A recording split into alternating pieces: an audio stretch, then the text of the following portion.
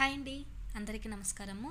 ఈరోజు video special నోరూరించే పుల్ల పుల్లగా కమ్మగా ఉండే చింతకాయ పచ్చడి ఎలా చేయాలో చూపిస్తాను. ఈ విధంగా ఒకసారి చేసి చూడండి. ఒక్కసారి ఈ విధంగా చేసి రుచి చూస్తే ఇంకా వదలరు, మళ్ళీ తినాలనిపించేలా ఉంటుంది. తప్పకుండా మీరు కూడా ట్రై చేసి చూడండి. నోరూరించే చింతకాయ పచ్చడి కోసం ముందుగా స్టవ్ మీద కడాయి పెట్టుకొని 1 టేబుల్ స్పూన్ ఆయిల్ వేసుకొని హీట్ చేసుకున్నాక ఇందులోకి 15 నుంచి 20 ఎండుమిరపకాయలు వేసుకోవాలి.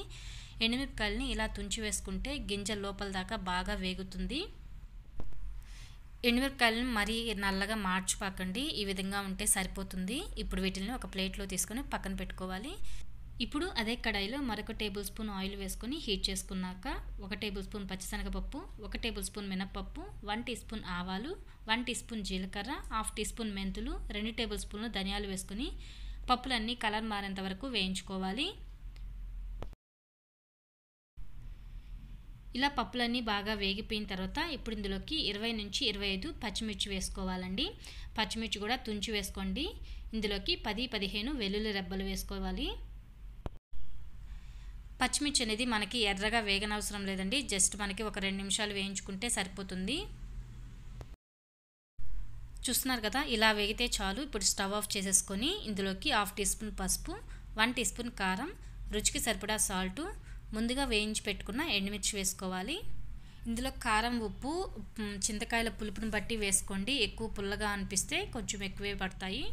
ఉప్పు కారాలన్నీ నేను 1/2 కేజీ చింతకాయలకి సరిపడాగా తీసుకున్నాను. పీచు అన్నీ తీసేసాను. గింజలు కానీ బాగా ముదురుంటే గింజలు మాత్రం తీసేసి అప్పుడు మిక్సీకి వేసుకోండి. మొత్తం బాగా గ్రైండ్ చేసుకున్న తర్వాత ఇప్పుడు పోపు కోసం స్టవ్ మీద కడాయి పెట్టుకొని అందులోకి 2 టేబుల్ స్పూన్ ఆయిల్ వేసుకొని హీట్ చేసుకోవాలి. ఆయిల్ హీట్ అయ్యాక పోపు దినుసులు వేసుకోవాలి. అంటే నేను ఇక్కడ 1 టీ స్పూన్ పచ్చిశనగపప్పు, 1 టీ స్పూన్ మినపప్పు, ఆవాలు, జీలకర్ర, ఎండుమిర్చి ఇవన్నీ తీసుకున్నాను. పప్పులు వేగిపోయాక ఇందులోకి 2 చిటికెళ్ళ ఇంగువ, కరివేపాకు వేసుకొని మనం ముందుగా గ్రైండ్ చేసి పెట్టుకున్న ఎండుమిర్చి చింతకాయ పేస్ట్ ఉంది కదా, అది వేసుకోవాలి. ఇది వేసుకున్న తర్వాత ఒక 2-3 నిమిషాలు ఆయిల్లో బాగా మగ్గించాలండి. ఇలా చేసుకోవడం వల్ల మనకి నెల రోజులైనా మనకి పచ్చడి అనేది పాడవకుండా ఉంటుంది. మనం తడి లేకుండా చూసుకుంటే మనం ఇంకా ఫ్రిడ్జ్లో కూడా పెట్టనవసరం లేదు. ఇది అన్నంలోకే కాకుండా ఇడ్లీ, దోశల్లో కూడా చాలా బాగుంటుంది. తప్పకుండా మీరు కూడా ఒకసారి ట్రై చేయండి. ఇది బయట పెట్టినా కూడా పాడవకుండా ఉంటుంది.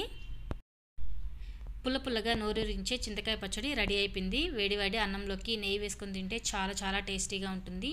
తప్పకుండా మీరు కూడా ట్రై చేసి ఎలా ఉందో కామెంట్ చేయడం మాత్రం మర్చిపోకండి. ఈ వీడియో నచ్చితే లైక్ చేయండి. ఈ ఛానల్ ఇంకా సబ్స్క్రైబ్ చేసుకోకపోతే సబ్స్క్రైబ్ చేసుకోండి.